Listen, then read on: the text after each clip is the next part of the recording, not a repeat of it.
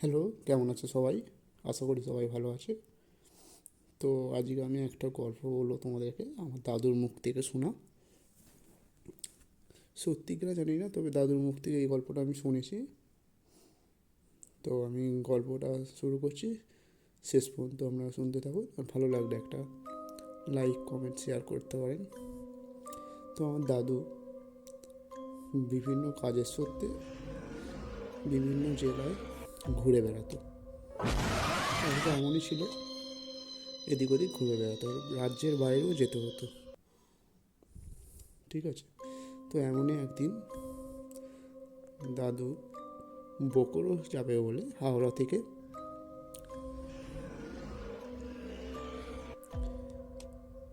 উঠবে বলে বসে আছে ট্রেনে। তো ঘটনাটা আমার দাদুর তখন ঘটে, তখন দাদুর বয়স আছে 40 বছর বয়স।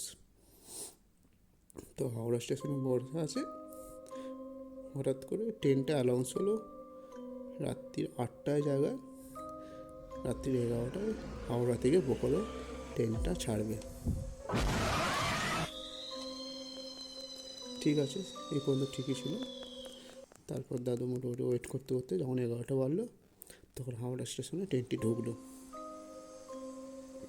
তো আমার দাদু যে কামরাটায় উঠেছিল, সেই কামরাটা সেরকমভাবে লোকজন ছিল না, প্রায় খালি ছিল, 4-5 জন কি 6 জন ছিল। দাদু একটা জানলার কাছে সিট দেখে বসে পড়ে। তারপর কিছুক্ষণ পর ট্রেনটি ছাড়ে হাওড়া থেকে। মোটামুটি ভালোভাবেই ট্রেনটি যাতায়াত যাচ্ছে। দাদু কিছু খাবার নিয়ে গেছিলো এখান থেকে, বাড়ি থেকে।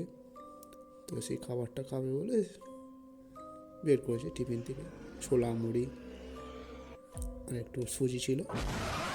তো দাদু খেয়ে নিয়েছে, খেয়ে দিয়ে হাত পা মুখ ধুয়ে জলকে শুয়ে পড়েছে। মোটামুটি তখন বাজে 11:30 কি 12টা। তারপর হঠাৎ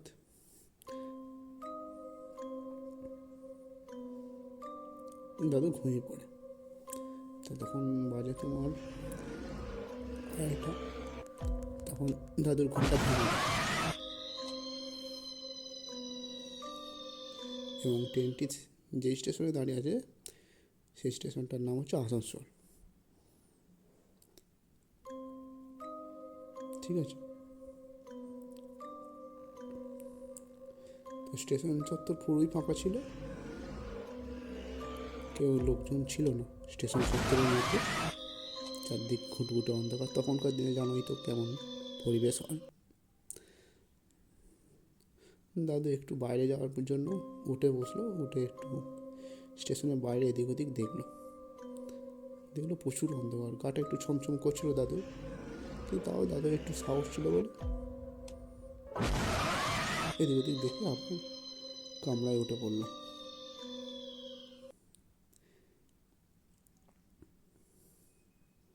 তো কামরায় উঠে দাদু আবার নিজের সিটে বসলো, উঠে বসে ও ট্রেনটা ছাড়ার সময় হয়ে গেছে, হুইসেল দিয়ে দিয়েছে, ট্রেন ছেড়েও দিয়েছে।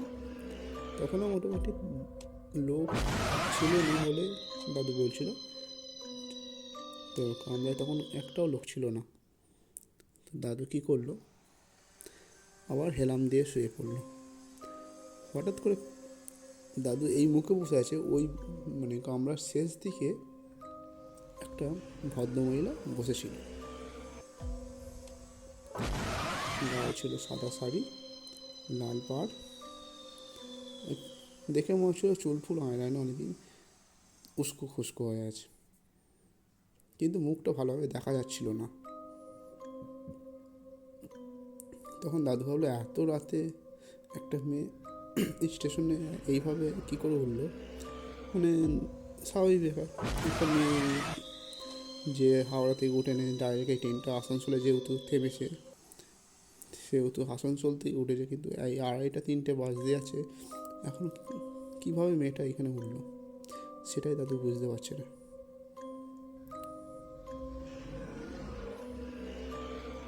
আর মেয়েটার মুখটা ভালো করে অন্ধকার জন্য, যেহেতু কামরার লাইটগুলো একটু লো পাওয়ারের ছিল, মানে একদম আস্তে চলছিল, বুঝে যাচ্ছিল না। তাও দাদু এবার ভাবছিল জিজ্ঞেস করে বলে জিজ্ঞেস করতে যাচ্ছে, কিছু একটা দাদু জিজ্ঞেস করলো, কিন্তু মেয়েটা উত্তর দিল না। মেয়েটার একইভাবে জানলার দিকে তাকিয়ে বসে আছে।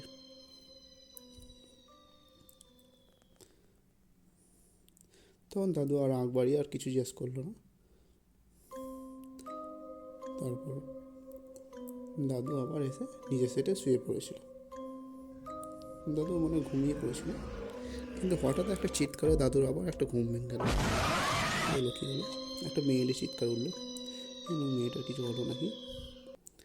তখন ঘুম থেকে উঠে দেখে ট্রেন তো রানিং ছিল, কিন্তু জনাচারেক ছেলে ওই মেয়েটার দিকে এগিয়ে যাচ্ছে, আর মেয়েটা ছেলে, কিন্তু মেয়েটা চিৎকার করছে। দাদু উঠতে যাবে মেয়েটাকে সাহায্য করার জন্যে, কিন্তু দাদু যেতে পারছে না। কি একটা বলে যেন দাদুকে টেনে ধরে আছে, খালি চোখ দিয়ে দেখেই যাচ্ছে দাদুর সামনের কী হচ্ছে। মেয়েটাকে বিভিন্নভাবে নির্যাতন করে যাচ্ছে ছেলেগুলো, শাড়ি ধরে টানাটানি করছে, চুল ধরে টানাটানি করছে, মেয়েটা চিল্লাচ্ছে, সাহায্য চাইছে, কিন্তু দাদু কিছুভাবে যেতে পারছে না ওই মেয়েটাকে। দাদু যে মুখ দিয়ে বলবে সেটাও বলছে, আমি বলতে পারছি না দাদু।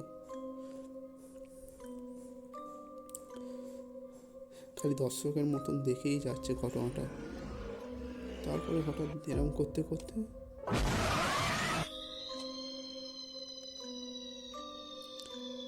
হঠাৎ করে মেয়েটা ছুটে দাদুর দিকে আসতে গেল। আসতেই হুঁচট খেয়ে দাদুর সিটের সামনে পড়ে যাচ্ছিল, কিন্তু পেছন থেকে দুটো লোক আবার দাদু এই মেয়েটার হাত ধরে নিল। তখন চুলটা সরে যেতেই মেয়েটার চোখগুলো দেখতে পেল, চোখ পুরো লাল হয়ে আছে, চোখ দিয়ে ফোঁটা ফোঁটা জল বেরোচ্ছে। এই দৃশ্য দাদু দেখে আর থাকতে পারছে না। দাদু মুখ দিয়ে চিৎকার করেছে, বলে, এই তোরা কারা, তোরা এদেরকে ছেড়ে দে, কী দোষ করেছে। কিন্তু দাদু সেটাও বলতে পারছে না।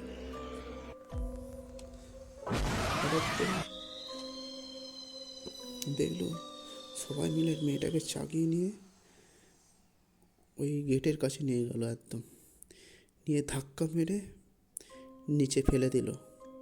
তখন ট্রেনটা একটা ব্রিজের উপর দিয়ে যাচ্ছিল,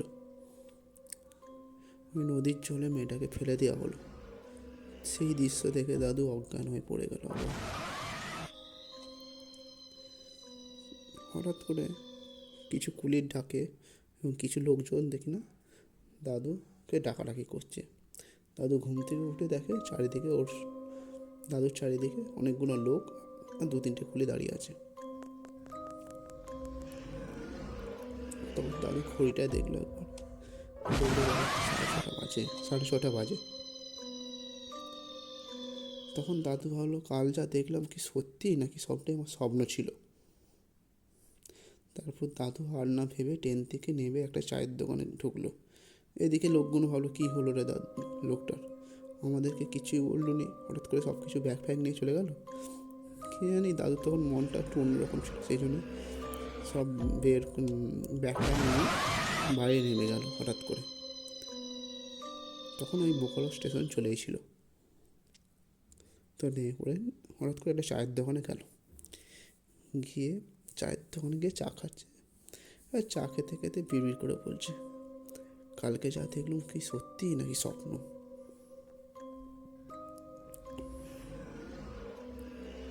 কালকে এরকম বলতো।